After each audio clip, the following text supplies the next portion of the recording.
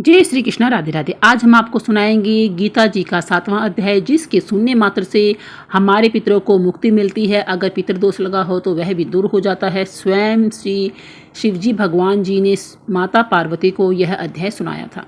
प्रेम से बोलिए ओम पितृ देवाय नमः, हर हर महादेव। भगवान शिव कहते हैं, हे पार्वती, अब मैं 7वें अध्याय का महात्म्य बतलाता हूँ, जिसे सुनकर कानों में अमृत राशि भर जाती है। पाटलिपुत्र नामक एक दुर्गम नगर था, जिसका द्वार बहुत ही ऊंचा था।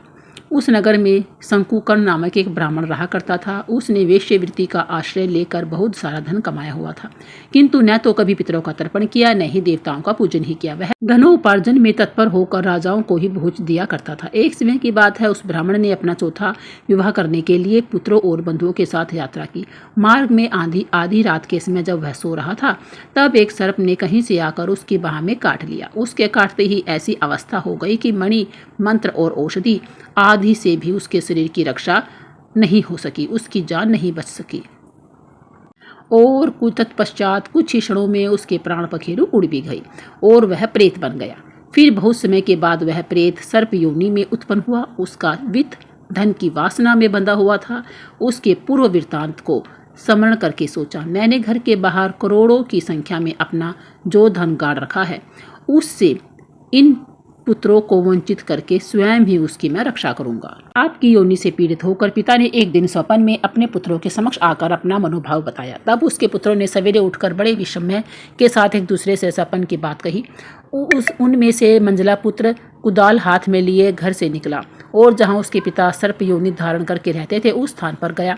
यद्यपि उसे धन के स्थान का ठीक ठीक पता ही नहीं था, तो भी उसने चिन्हों से उसका ठीक निश्चय कर लिया और लोभ बुद्धि से वहां पहुंचकर बाम्बी को खोदना आरंभ भी कर दिया।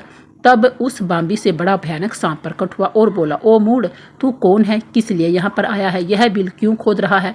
किसने तुझे भेजा है? ये सारी बातें मेरे सामने बता। पुत्र कहता है, मैं आपका पुत्र हूँ, मेरा नाम शिव है। मैं रात्रि में देखे हुए स्वप्न से हैरान होकर यहाँ गड़ा हुआ सोना लेने आया हूँ। पुत्र की यह वाणी सुनकर वह सांप हंसता हुआ उच्च स्वर से इस प्रकार से स्पष्ट वचन बोला कि यदि तू मेरा पुत्र है तो मुझे शीघ्र ही बंधन से मुक्त कर। मैं अपने पूर्वजन्म के गाड़े हुए धन के लिए ही सर्प योनि में उत्पन्न हुआ हूँ। फिर उसका पुत्र कहता है, पिताजी, आपकी मुक्ति कैसे होगी? इसका उपाय मुझे बताइए, क्योंकि मैं इस रात में सब लोगों को छोड़कर आपके पास ही आया हूँ। पिता कहता है, बेटा, गीता के अमृत में 7वां अध्याय को छोड़कर मुझे मुक्त करने में तीर्थ, दान, तप और यज्ञ भी सर्वथा समर्थ नहीं है। केवल गीता का 7वां अध्याय ही प्राणियों के जरा, मृत्यु आदि दुखों को दूर करने वाला है। पुत्र, मेरे श्राद्ध के दिन गीता के 7वें अध्याय का पाठ करके श्रद्धापूर्वक ब्राह्मणों को भोजन कराओ, दान दक्षिणा दो। इससे निसंदेह ही मेरी मुक्ति हो जाएगी। इस पर पुत्र कहता है, अपनी शक्ति के अनुसार पूर्ण श्रद्धा के साथ निस्वार्थ भाव से वेद विद्या में प्रवीण अन्य ब्राह्मणों को भी भोजन अवश्य ही कराऊंगा। सर्प योनि में पड़े हुए पिता के ये वचन सुनकर सभी पुत्रों ने उसकी आज्ञा अनुसार उससे भी अधिक किया। तब शंकुकर्ण ने अपने सर्प शरीर को त्याग कर दिव्य देह धारण कर ली और सारा धन पुत्रों के अधीन कर दिया। पिता ने करोड़ों की संख्या में जो धन उसमें बांटा दिया था, अपने पुत्रों में बांट दिया था। उसके से वे पुत्र बहुत प्रसन्न हुए।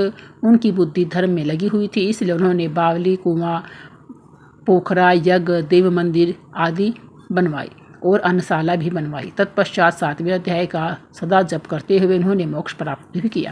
हे पार्वती जी, यह तुम्हें 7वें अध्याय का महात्म्य बताया, जिसके सुनने मात्र से मानव सब पापों से मुक्त हो जाता है। पितर कभी भी अपने संतानों को परेशान नहीं करते। वे बहुत दयालु होते हैं, लेकिन संतानों की अपेक्षा से दुखी हो जाते हैं, क्योंकि संतान के द्वारा श्राद्ध, कर्म और पिंडदान आदि करने पर उन्हें तृप्ति नहीं मिलती और वे अपनी संतानों को धन, धान्य और खुश रहने का आशीर्वाद भी नहीं दे पाते।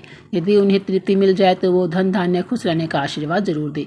पितर ये नहीं चाहते कि उनकी संतानें उनको तृप्त करने के लिए बहुत कुछ करें। वे श्रद्धा भाव के लिए से किए गए श्राद्ध को ही से ही खुश हो जाते हैं। कहा भी गया है कि श्रद्धा के बिना श्राद्ध अधूरा ही होता है। श्राद्ध पक्ष में गीता के 7वें अध्याय का पाठ किया जाए तो इस अध्याय का नाम है ज्ञान विज्ञान योग। इस अध्याय का पाठ श्राद्ध में जितना हो सके उतना ही करना चाहिए। इससे पितरों को मुक्ति मिलती है, मोक्ष मिलता है, पितृदोष से भी मुक्ति मिलती है। 7वें अध्याय का महत्व। महाभारत शुरू होने से पहले भगवान श्री कृष्ण जी ने अर्जुन को गीता का ज्ञान दिया था। इस गीता को 7वां अध्याय पितृ मुक्ति और मोक्ष से जुड़ा है। आपको बता दें कि ज्योतिष के अनुसार पितृ पक्ष में गीता के 7वें अध्याय का पाठ करने से पितृदोष से मुक्ति मिल सकती है। श्राद्ध पक्ष में पितरों की मुक्ति के लिए पढ़े सुने गीता का 7वां अध्याय। श्राद्ध पक्ष में आप चाहे तो संपूर्ण गीता का पाठ भी कर सकते हैं, नहीं तो पितरों की शांति के लिए, उनका आशीर्वाद प्राप्त करने के लिए, उन्हें मुक्ति प्रदान करने के लिए और गीता का 7वां अध्याय जरूर पढ़ें। गीता के दूसरे और 7वें अध्याय का पाठ जरूर करें। यह